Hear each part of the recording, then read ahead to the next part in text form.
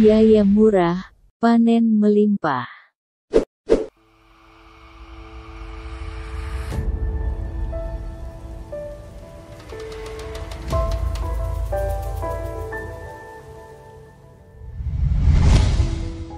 Rumput laut memiliki kemampuan adaptasi yang luar biasa sehingga dapat bertahan hidup dalam berbagai kondisi lingkungan yang ekstrim.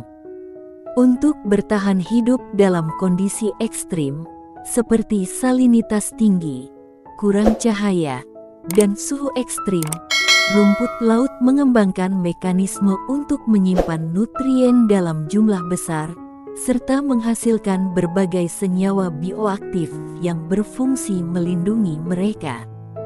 Adaptasi ini membuat rumput laut menjadi sumber nutrisi, dengan spektrum nutrisi yang sangat luas saat diekstraksi. Pupuk DI Grow merupakan pupuk organik cair berkualitas tinggi, yang terbuat dari rumput laut coklat, atau Ascophyllum nodosum, yang diproses secara ekstraksi dengan teknologi nano.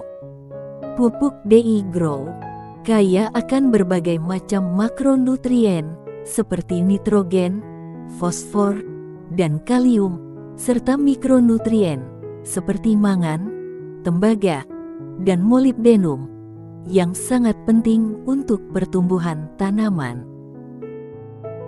Pupuk DI Grow mengandung berbagai komponen bioaktif seperti alginat, laminaran, fukoidan, protein, vitamin, mineral, polifenol, pigmen karotenoid, serta hormon pertumbuhan alami seperti auksin, sitokinin, dan giberelin yang dapat merangsang pertumbuhan akar, batang, dan daun.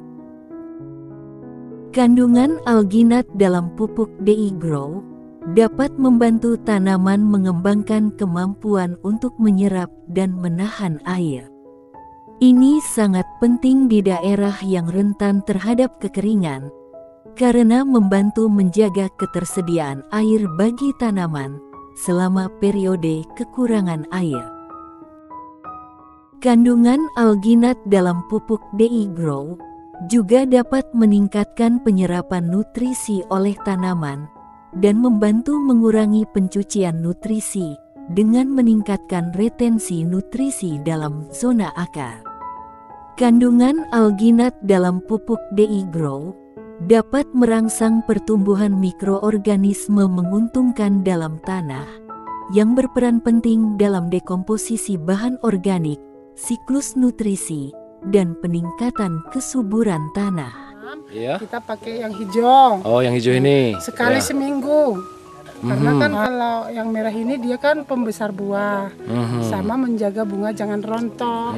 Ya, kalau menurut saya kan Pak udah bagus lah, karena ini ditanam kemarau panjang itu. Oh, pas kemarau kemarin ya? Pas kemarau panjang. Seandainya nggak ada degro, mungkin nggak ada segini, mungkin di tali 2 udah mati dia Pak. Oh gitu. Karena adanya tetangganya di sini udah nggak jadi Pak. Kalau tidak pakai digro, panen pertama bisa sebesar ini ya? Nggak boleh Pak. Nggak bisa? Nggak bisa Pak. Kecil ya? Ya betul. Nah, kemudian ini saya dengar ditanamnya di musim kemarau, betul?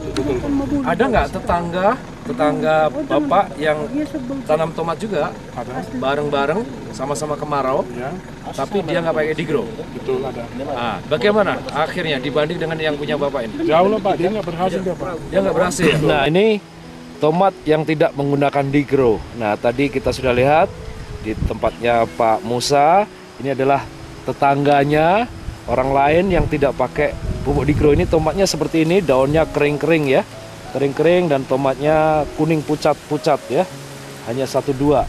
Manfaatnya tumbuhan cepat sekali, walaupun bawah nggak ada air. Biasanya tanaman yang lain kan nggak bisa tinggi, ini bisa tinggi. Nah ini setinggi saya. Oke. Nah, ini nggak pakai digro Pak, ini Pak. Iya. Ini nggak pakai pupuk digro. Hasilnya kerdil-kerdil Pak. Tidak ada hujan masalahnya. Kalau seandainya hujan ya bisa tinggi. Cuman ini nggak pakai digro Pak. Iya. Nah, ini kecil sekali Pak. Ini tanpa pupuk yang lain, ini hanya digro saja. Ini digro hijau untuk pertumbuhan. aplikasi per 10 hari sekali. Jadi usia 25 hari, 35, 45 pakai hijau. Nah, usia 55 mulai digrow abang supaya digrow merah supaya tebal Pak hasilnya. Mempertebal daunnya sehingga juga untuk memperbaiki warna daun ini bisa kuning Pak. Ya. Kuning keemasan Pak.